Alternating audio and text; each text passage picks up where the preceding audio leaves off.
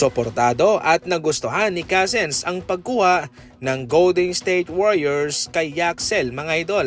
Ayon pa sa former big man ng Golden State, mabilis raw na matututo itong si Yaxel dahil maganda raw ang leadership ng locker room ng Golden State Warriors.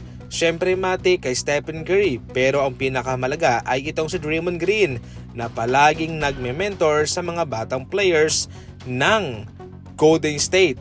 24 years old na po itong si Yaxel sa taong ito mga idol, at yan po ang naging rason kung bakit kinuha siya ng Warriors dahil sa kanyang maturity para makatulong kaagad kay Stephen Curry.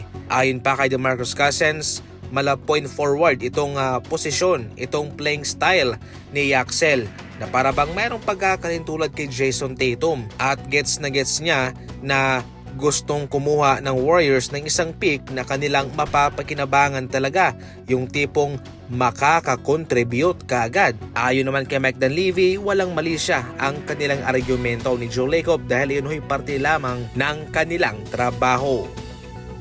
Ayon naman kay Sam Presti sa kanilang pagkuha kay AD Mara, alam daw talaga ng mga kupunan sa NBA na nais nilang makasabay.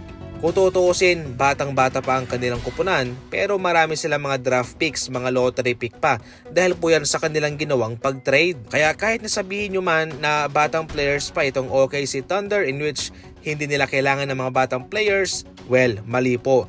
Kailangan nila ng mga batang players para sila ay makasabay. Especially sa ngayon mga idol na medyo hindi maganda itong laruan ni Chet Holmgren. Ayon sa report, kanilang tatanggalin na si Isaiah Hartenstein, kanilang i-waive at ibibigay na po kay AD Mara ang posisyon nito.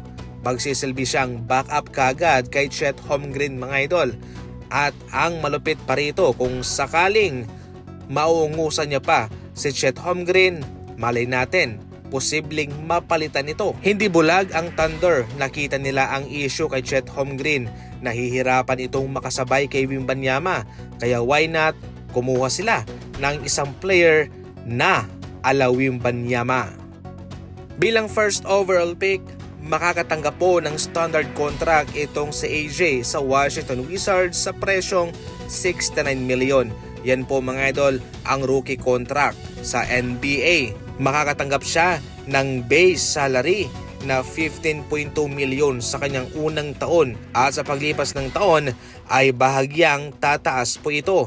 Malaki na yan para sa isang rookie mga idol, at marami rin naman siyang mga natanggap na mga endorsement at sponsorship. Nandyan ang Fanatics, ang Nike at ang Red Bull na sumusuporta sa kanya. Diyan pa lang ay malaking halaga na ang kanyang nakukuha.